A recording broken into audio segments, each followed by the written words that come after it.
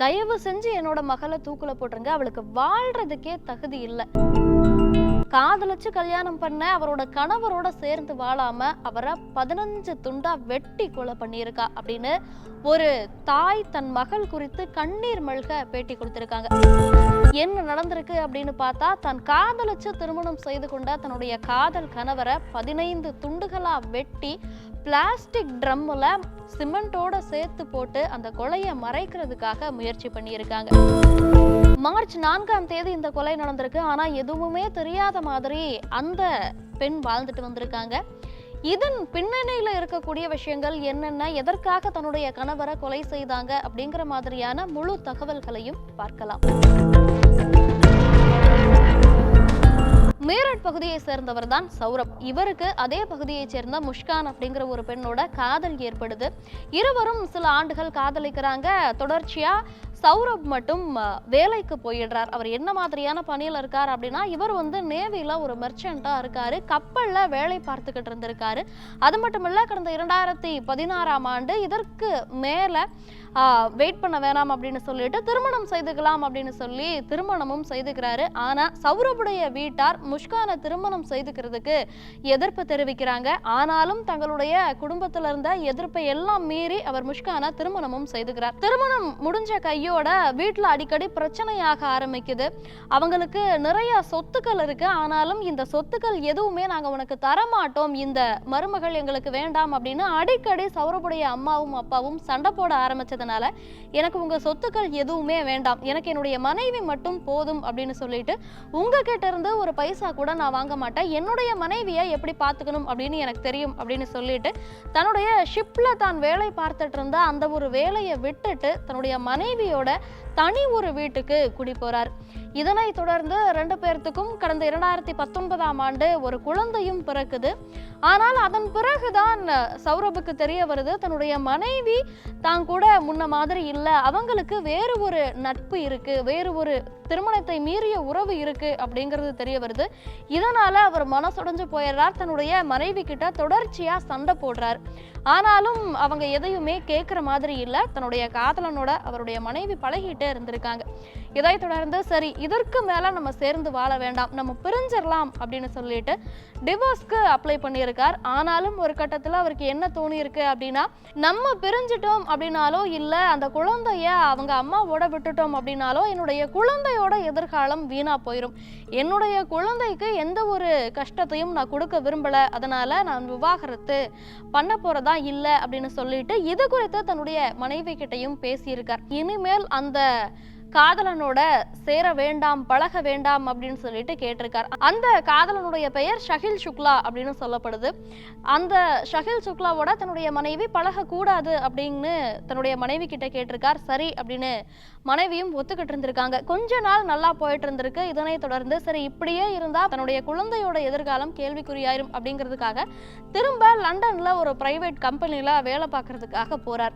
இவர் லண்டன் போனதுக்கு அப்புறம் முஷ்கான் மீண்டும் தன்னுடைய காதலனோட பழக ஆரம்பிச்சிருக்காங்க. இந்த வாய்ப்பு, தன்னுடைய கணவன் வீட்டுல இல்லை அப்படிங்கிற வாய்ப்பு இவங்களுக்கு ரொம்பவுமே சாதகமா அமைஞ்சிருக்கு. தொடர்ச்சியா இவங்களுடைய பழக்கம் அப்படிங்கிறது ரொம்ப நெருக்கத்துக்கு உள்ளாகுது. இதை தொடர்ந்து அவருடைய கணவருக்கு தெரியாம மீண்டும் தன்னுடைய காதலனோட வாழ ஆரம்பிக்கிறாங்க. இந்த நிலையில தான் கடந்த பிப்ரவரி 26ஆம் தேதி தன்னுடைய மனைவியுடைய பிறந்த நாளையும் தன்னுடைய குழந்தையுடைய பிறந்த நாளையும் கொண்டாடலாம் அப்படின்னு சொல்லிட்டு நான் இந்தியா வரேன் அப்படின்னு சொல்லி சௌரப் சொல்றாரு. உடனடியா சரி வாங்க அப்படின்னு சொன்ன முஷ்கான் என்ன பண்றாங்க அப்படின்னா, தன்னுடைய காதலனை கூப்பிட்டு என்னுடைய கணவர் வீட்டுக்கு வராரு, ஆனா அவர் உயிரோட திரும்பி போக கூடாது, அவர் உயிரோட இருந்தா நம்மளுடைய வாழ்க்கையில பிரச்சனை வரும், அதனால அவரை கொன்னரலாம் அப்படின்னு சொல்லியிருக்காங்க. முதல்ல ஷகில் சுக்லா தயங்கி இருக்காரு. ஆனாலும் இவங்க என்ன பண்ணியிருக்காங்க அப்படின்னா, ஷகில் சுக்லாவுடைய அம்மா கடந்த 1 வருடத்துக்கு முன்னாடி இறந்ததை பயன்படுத்திட்டு உங்க அம்மா திரும்ப வந்திருக்காங்க பாரு, ஸ்னாப் சாட்ல உங்ககிட்ட பேசணும்னு ஆசைப்படுறாங்க அப்படின்னு சொல்லி ஸ்னாப் சாட்ல அவங்க அம்மா மாதிரியே இவங்க பேசியிருக்காங்க. வேறு ஒரு எண்ணில இருந்து இவருக்கு தொடர்ச்சியா மெசேஜ் அனுப்பி இருக்காங்க. உன்னுடைய அம்மா ஆவியா உங்ககிட்ட பேசணும்னு ஆசைப்படுறாங்க, அவங்களோட விருப்பம் நம்ம 2 பேரும் சேர்ந்து வாழணும் அப்படிங்கிறது தான். அதனால இந்த கொலை செய்யறது அப்படிங்கிறது தப்பில்ல அப்படின்னு அவரையும் கொஞ்சம் கொஞ்சமா நம்ப வச்சிருக்காங்க. இதன் தொடர்ச்சியா சாஹிலும் சரி சௌரப கொன்னரலாம் அப்படின்னு முடிவு பண்றார். 2 பேரும் சேர்ந்து கடந்த 4 மாதங்களா இந்த திட்டத்தை தீட்டியிருக்காங்க. முதற்கட்டமா 800 ரூபாய்க்கு 2 பெரிய கத்திய வாங்கி இருக்காங்க. அதன் தொடர்ச்சியா எதற்கு இந்த கத்தி அப்படின்னு அந்த கடைக்காரர் கேட்கும்போது, நான் வந்து சிக்கன் கட் பண்றதுக்கு வாங்குறேன், சின்ன கத்தியில என்னால கட் பண்ண முடியல, அதனால பெருசா இருக்கக்கூடிய கத்திகள்ல வெட்டினா ஈஸியா வெட்டலாம் அப்படிங்கிறதுக்காக தான் இதை வாங்குறேன் அப்படின்னு சொல்லியிருக்காங்க. அதை தொடர்ந்து தனக்கு வந்து ரொம்ப ஆங்ஸைட்டி இருக்கிறதாகவும், தன் தனிமையில இருக்கிறதுனால அவங்களுடைய ஸ்ட்ரெஸ் அவங்களால கண்ட்ரோல் பண்ண முடியல அப்படின்னு சொல்லிட்டு ஒரு மெடிக்கல் ஷாப்ல தூக்க மாத்திரையும் அதிகமா வாங்கியிருக்காங்க. வாங்கிட்டு வந்து வீட்டில் வச்சுட்டு எப்ப தன்னுடைய கணவர் வருவாரு அப்படின்னு காத்துட்டு இருந்திருக்காங்க. கடந்த மார்ச் 4ஆம் தேதி தன்னுடைய கணவன் வீட்டுக்கு வந்த உடனே இவங்க என்ன பண்ணியிருக்காங்க அப்படின்னா, இரவு உணவுல அந்த தூக்க மாத்திரைகளை கலந்து கொடுத்துருக்காங்க. சௌரபும் இது எதுவும் தெரியாம சாப்பிட்டுறாரு. சாப்பிட்டுட்டு மயங்கிடுறார். உடனே தான் வாங்கி வச்சிருந்த கத்தியை எடுத்து சௌரபுடைய உடலை தன்னுடைய காதலனை வர சொல்லி இருவரும் சேர்ந்து 15 துண்டுகளா வெட்டுறாங்க. வெட்டினதுக்கு அப்புறம் என்ன பண்றது, எப்படி புதைக்கிறது அப்படின்னு யோசிக்கிறாங்க. தங்களுடைய ஃப்ரெண்ட்ஸுக்கெல்லாம் கால் பண்ணி கேட்குறாங்க, நான் பூஜைக்கு சில சாமான்கள் வாங்கி பூஜை பண்ணேன், அந்த பூஜை பொருட்களை வந்து புதைக்கணும் அப்படின்னு சொல்லியிருக்காங்க. எங்க புதைக்கிறது, யாருக்கும் தெரியாம புதைக்கணும் அப்படின்னு சொல்றாங்க. ஏதாவது ஹெல்ப் பண்ணுங்க அப்படின்னு கேட்டிருக்காங்க. ஆனா எந்த ஃப்ரெண்ட்ஸுமே ஹெல்ப் பண்ண முன் வரல அப்படிங்கிறதுனால இவங்களே வேறு என்ன பண்றது, அடுத்த கட்டமா என்ன பண்றது அப்படிங்கிற திட்டத்தை தீட்டியிருக்காங்க. அப்பதான் முஷ்கான் ஒரு ட்ரம்ல சிமெண்ட் கலவையோட சேர்த்து இவங்களுடைய கணவனுடைய அந்த வெட்டப்பட்ட துண்டுகளை போட்டு அடைச்சிடலாம், யாருக்கும் தெரியாது, சந்தேகமும் வராது அப்படின்னு சொல்லியிருக்காங்க. அதன்படி ஒரு பெரிய ப்ளூ ட்ரம்ல சிமெண்ட்டை ஊற்றி அதோட தன்னுடைய கணவனுடைய 15 துண்டுகளா வெட்டப்பட்ட அந்த உடற்பாகங்களை உள்ள போட்டு மூடி வச்சிருக்காங்க. மூடி வச்ச கையோட இவங்க என்ன பண்ணிடுறாங்க அப்படின்னா, கிளம்பி ஹில் ஸ்டேஷனுக்கு டூர் போயிடுறாங்க. அது மட்டும் இல்ல, தன்னுடைய கணவரோட செல்போனையும் எடுத்துட்டு போயிடுறாங்க. அங்க இருந்துட்டு மலை பிரதேசத்துல இருந்துட்டு தன்னுடைய கணவர் பேசுற மாதிரியே அவங்களுடைய வீட்டார்கிட்டையும் சரி கணவர் வீட்டார்கிட்டையும் சரி மெசேஜ் மூலமா பேசிட்டு இருந்திருக்காங்க.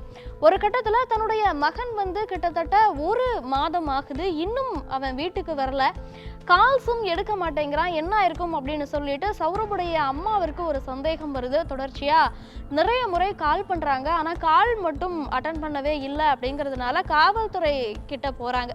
அங்க போயிட்டு என்னுடைய மகனை காணோம் அப்படின்னு சொல்லிட்டு ஒரு கம்ப்ளைண்ட் கொடுக்குறாங்க. காவல்துறையினர் வீட்டிற்கு வந்து பார்க்குறாங்க. ஆனால் அவங்களால வீடு பூட்டி இருக்கு.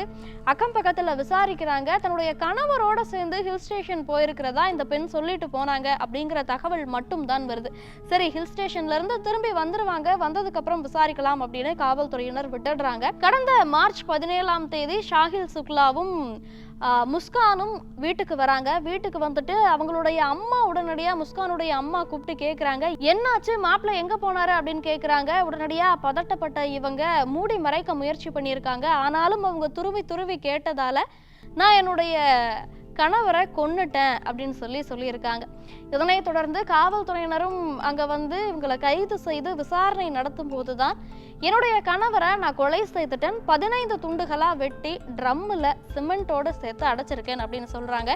காவல்துறையினர் அவங்க வீட்டுக்கு போய் அந்த ட்ரம்மை தேடி எடுத்து அதுல ட்ரில் பண்ணி அந்த சிதைந்த உடல் பாகங்களை கைப்பற்றி இருக்காங்க. இதை தொடர்ந்து காவல்துறையினர் விசாரணையில மேலும் தகவல்கள் என்ன தெரிய வந்திருக்கு அப்படின்னா, முஷ்கான் வந்து அதிகமா ட்ரக்ஸ் எடுத்திருக்காங்க அப்படிங்கிறது தெரிய வந்திருக்கு. இந்த போதை பழக்கம் சாஹில் சுக்லாவால தான் வந்தது. அவர் தான் முஷ்கானுக்கு போதை அப்படிங்கறத அறிமுகப்படுத்தி இருக்கார் அப்படிங்கிறதும் தெரிய வந்திருக்கு. அது மட்டும் இல்ல, இந்த போதையின் பிடியிலிருந்து தான் இவங்க இத்தனை வேலைகளையும் செய்திருக்காங்க அப்படிங்கிற தகவலும் காவல்துறை விசாரணையில தெரிய வந்திருக்கு. இதை தொடர்ந்து முஸ்கானுடைய பெற்றோர்கள் கிட்ட இந்த மாதிரியான ஒரு செயலை உங்க மகள் செஞ்சிருக்காங்களே, நீங்க என்ன நினைக்கிறீங்க அப்படின்னு செய்தியாளர் தரப்புல இருந்து கேள்வி எழுப்பப்பட்ட போது அவங்க ரொம்பவுமே காட்டமா பதில் சொல்லியிருக்காங்க. என்ன அப்படின்னா, என்னுடைய மகளை அந்த பையன் ரொம்ப காதலிச்சு திருமணம் செய்துக்கிட்டான், எங்களுக்கும் அவன் மகன் மாதிரி தான் நடந்துக்கிட்டான், ஒரு நாளும் முஸ்கானை பிரியணும் அப்படின்னு அவன் நினைச்சதே கிடையாது. அது மட்டும் இல்ல, இவ என்னென்னலாம் செஞ்சாலும் அத்தனை அக்கறங்களையும் அந்த பையன் பொறுத்துட்டு தான் இருந்தான். தான்.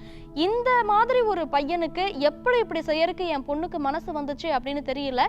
அவளை தயவு செஞ்சு தூக்குல போட்டுருங்க, அவ உயிரோட இருக்கிறதுக்கு தகுதி இல்லாதவ, அவ்வளவு உருகி உருகி காதலிச்சு இவளுக்காக எல்லாத்தையுமே விட்டுட்டு வந்த ஒரு பையனை இவ்வளோ கொடூரமா கொலை செய்திருக்கா, அவளுக்கு வாழ்றதுக்கு தகுதி இல்லாதனால தயவு செஞ்சு அவளை தூக்குல போட்டுருங்க அப்படின்னு அவங்களுடைய அம்மாவும் அப்பாவும் சொல்லியிருக்காங்க. இப்போதைக்கு முஷ்கானும் அவருடைய காதலரும் சிறையில இருக்காங்க. 14 நாட்கள் கஸ்டடி எடுத்து காவல்துறையினர் விசாரிச்சுட்டு இருக்காங்க. இந்த வழக்கு தற்போது இந்தியா முழுக்க பேசுபொருளா இருக்கு. காதலிச்சு திருமணம் செய்த கணவன் தன்னுடைய திருமணத்திற்கு மீறிய உறவுக்கு இடைஞ்சலா இருப்பாரு அப்படிங்கிறதுக்காக தன்னுடைய காதலனோட சேர்ந்து அவரை கொடூரமான முறையில கொலை செய்தது மட்டும் இல்லாம உடல் பாகங்களை துண்டு துண்டா வெட்டி ட்ரம்மில் சிமெண்டோட போட்டு அடைச்சு அந்த கொலையை மறைக்கவும் முயற்சி செஞ்சிருக்காங்க. இந்த ஒரு வழக்கை பத்தி நீங்க என்ன நினைக்கிறீங்க? இது குறித்தான உங்களுடைய பார்வை என்ன அப்படிங்கிறத கமெண்ட்ல சொல்லுங்க.